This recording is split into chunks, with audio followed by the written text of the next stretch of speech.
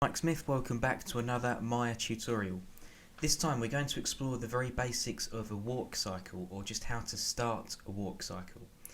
Now, to begin with, I've got a character here. It's a ready-made rig that I downloaded from one of many really good websites. If you just Google free character rig or free 3D character rig, you'll get loads that you can practice with. So this is a character called Mannequin. I got this from Creative Crash, which is a great website if you want to get started with animating. And let's take a look to begin with. First of all, if we have a look just below our shelf, we have a show option here. If I click on that, it brings up loads of different things we can actually see and hide. So if I just turn off polygons, we can actually see what we call the rig, or the skeleton. Now these are all the joints, and if we select these, you'll see we can either rotate them, or some of them you can actually move. Now, you generally wouldn't animate from the rig directly. We actually use these controls, and you'll see these circles or these boxes going around the wrist, the shoulder, parts of the spine. We've got our main control here, one of the master controls on the pelvis or the hips, and we've got some on the feet too. These are called NURBs. Now NURBs won't show when you render, they're purely there so you can actually move and actually control your character with ease. So let's just turn polygons back on, and I generally find if you look at some parts like the hand, now you've got lots of joints and bones in your hand, so I'm going to turn joints off just to make it a little bit easier. And I generally do that because sometimes if you go to select the wrist, or you go to select something on the hand, you'll accidentally select a joint, and then when you're keyframing, that will actually put keyframes on the joints, and we don't really want that. We just want keyframes on the NURBs themselves. So go back to your show menu and go ahead and untick joints, and that'll make it a lot simpler for you. Next thing to do, if you've not used a rig before, just try moving it. If we grab hold of this wrist, and you can rotate, and we can also use the move tool, and we can actually move that around, and you'll find if we just have a look here, we've actually got this locator down here as well. When we move that wrist, the locator follows. And if I try moving this closer, you'll see his elbow actually bends down. And let's just position his hands so it's a bit more natural. What we could do now is actually use that locator to actually adjust where his elbow is aiming. That has an aim constraint. So if I move that locator back and up, his elbow will actually follow. So you'll need to think about that. You've also got these for the knees as well. You'll need to think about how the human body actually moves. You might want to look at some reference videos to help. And we also have, on this particular rig, if I have a look at the hand, we've got this other NURB control just above the knuckles. If I select that, we can't really move it. You can see the move tool is actually greyed out. If we try and rotate, our rotate tool's greyed out as well. Now that's been done on purpose so you or the animator cannot actually try and adjust things that shouldn't be adjusted. Instead, we would use that with our channel box, and if we have a look at the channel box, you can see some different controls.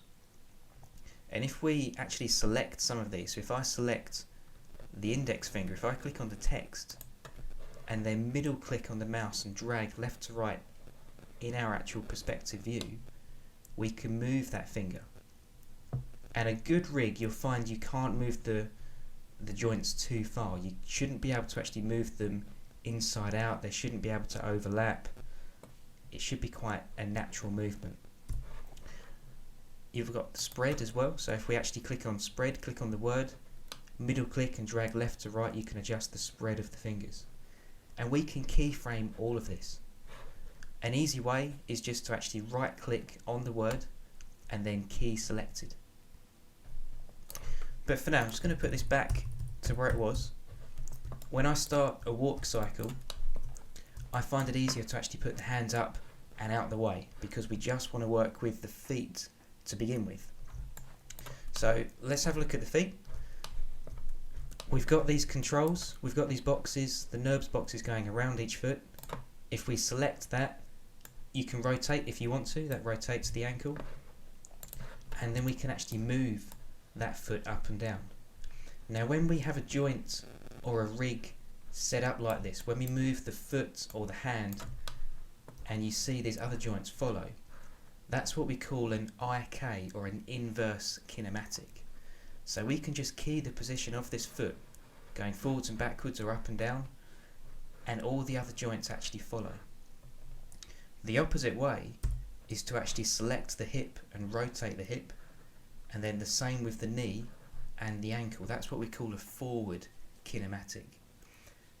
If you're working on a walk cycle, you'd have an IK handle set up for you.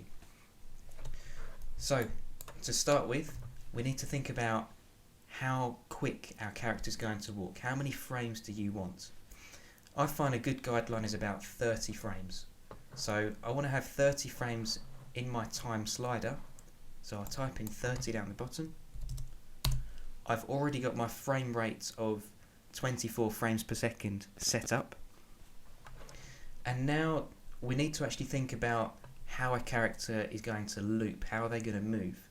We want the first and the end pose exactly the same. So I'm going to move the feet apart slightly. I'll move his right foot here back, the left foot forwards. Don't go too far, otherwise it actually turns into more of a jog or a run cycle. We only want small steps for now. And you'll notice when we move these feet apart, he's actually gone on his toes now. So we can go up to the hip or the pelvis joint and move that down slightly. And I want to move that down just so his knees are slightly bent, but the feet are flat on the floor. So if we move that down, just to about there. And the key to a successful walk cycle is just timing and patience to get it right. It does take a lot of practice to get it to look natural. So let's start with his right foot. If I select that right foot, I'm going to key that on frame 1, so press S, and I'll also key that in exactly the same position on frame 30. And I'm going to do the same on the left foot. Select the left foot, key that on frame 1, press S, and frame 30, press S again. Now we can go back to his right foot, and with that keyframe on 1 and 30, that's the beginning and the end of the cycle. Now we can go to our halfway point. So we've got 30 frames, halfway is 15, add a keyframe on frame 15, and now move this foot forward so it's level with the other one. Press S again. When you play that, it should just slide backwards and forwards. We've done a similar thing in my previous tutorials, so you might want to have a look at that if you're struggling to get this right at this stage. We can do exactly the same with now the left foot. Select the left foot, double check you've got your keyframe on 1 and 30, add another key on frame 15, press S, and now we can move this foot back to where the other foot was. Press S again. Just press play again to make sure that's actually looping correctly, so we'll rewind and press play. The feet are just shuffling backwards and forwards. And when I said earlier the key to a successful walk cycle is timing, if anything isn't working correctly now, you need to make sure that is correct before we move on. So if in doubt, just undo what you've done, or you might want to move or delete some of these keyframes. But it's really important to get just the basic movement here first before we move on. But now this one's moving, the next thing we can think about is the next pose. And with a simple walk cycle, we have at the beginning what we call the contact pose. That means both feet are in contact with the ground. You've got another contact in the middle, that's on frame 15, but the opposite way round. So this time his right foot is forward rather than back. And then the last contact is the same as our frame 1. The second pose of a walk cycle is what we call the pass pose. That's where one foot will actually be off the floor and it passes the other one, it crosses its path. So if we play this through slowly, if we look at just the right foot, which is currently at the back, you can see that actually passes the other one around frame 7 or 8. And it will be roughly halfway between our first and second contact pose. So we want to do this where the foot is actually moving forwards. So his right foot's going forwards. I'll add a key on frame 7, press S again, and now we're going to move this up slightly. Don't go too far, otherwise it looks like they're walking over something, they're stepping over obstacles. We'll move this up just a bit and press S. So now if we rewind and play this cycle again, you can see it's just making one simple step. We can now go ahead and do exactly the same thing with the other foot. So if I rewind, I'll select the left foot, play it through slowly, and it's when the foot goes forwards we want that other pass pose, and it will be between your frame 15 and your frame 30, between the second and the final contact poses. So let's have a look. As that goes forwards, just as it passes about frame 22, we'll press S to add another keyframe, move the foot up, and then press S again, and now play that through. Sometimes you might need to rotate around to actually have a look and see what it looks like.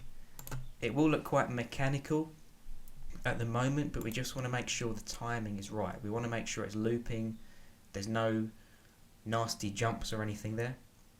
So that looks fine at the moment. Now, before we add some detail on the feet in terms of them rotating and the toes, we need to have a look at the hips. So let's go back to frame 1 and we'll have a look at the hips. Now you actually move up and down as you walk. So we need to think about the position of these hips up and down. When you're on your contact pose, that's when you're at your lowest. Both of your feet are apart, both your feet are flat on the ground. It's the pass poses in between where you're at your highest point. So I'm going to go ahead now and keyframe our hips here on frame 1, and I'm going to move that up just enough so the leg here at the back, the foot that's at the back, this particular leg is almost completely straight. We don't want it so straight that he's on his toes just yet. We just want it so the heel is still on the ground and it's about straight. With that keyed on frame 1, we can also key that on frame 15 and on frame 30. They're our 3 contact poses. We can now go to our first pass pose, which was on frame 7, add another keyframe, and we need to rotate round on the other side for this one because it's this left foot that's actually on the floor. And what we need to do now is add a keyframe, frame 7, and move the pelvis up. So our leg again is about straight, but the heel is still on the floor. So don't go too high. Have the heel on the floor and just move it down just so the leg is straight. You might want to go down a little bit to stop it looking like his leg is stretching too much. Press S again. So now if we play that first part, he's actually stepping, his leg goes more or less straight, and then back down to that contact pose. We can do exactly the same with the other foot, so if we rotate back round, let's just play through slowly again. So we've got the first contact pose, going to our pass pose with the left leg straight, down to our second contact, and then we've got our next pass pose. That was on about frame 22. So if I add another key there, we can now move this pelvis up again like we did with the other leg, up to nearly a straight leg. Make sure the heel's on the ground and key that again. And if we play that through again, it's important, or I find it's important, just to have the feet and the pelvis in view. If you zoom out too much, it looks a bit too unnatural because the arms aren't doing anything, and it can be distracting. So try to just have the feet and the pelvis visible here. Play that through and just see how it looks. So we've got some very, very basic steps. It's still quite mechanical. We haven't even looked at the graph editor yet for this particular cycle, but that's really what you want for the beginning. And it's at this point, now our keyframes are in place, we can now start thinking about the feet, and we can start thinking about whether they're going to be on their toes or the heel's going to go down first. And like we looked at earlier, we can select the foot, and just like the hand that we looked at earlier, we can look at the channel box and actually look at some of these attributes in here. So if we actually go back to our keyframes, in this case we've just got a few keyframes here for the contact, the pass, the second contact, the second pass. It's not visible here because we haven't got the pelvis or the hip selected. And then our last contact, we just want to select these particular areas and then think about how this foot might look. So if you think about when you walk, you might even want to actually get up and walk around and think about the position of your feet. Think about where your heel is, what part of your foot touches the floor first. Then we can start moving and adjusting the ankle. We can think about the toes and we can think about the heels. You might find when you do that, you need to move and reposition the pelvis again. If you do, just be aware that your frame 1 must be exactly the same as your frame 30. Okay, so have some patience with this. Try and get the basic movement first of all. Once you've mastered that, we can apply exactly the same technique to the hands, the shoulders, and we can start giving the character some attitude. So keep practicing. Keep it simple. Try not to add too many keyframes in. You only need keyframes really on the contact and the pass poses to get you started. Make sure you screenshot what you do, make some notes of what you're doing too, and have some fun with it.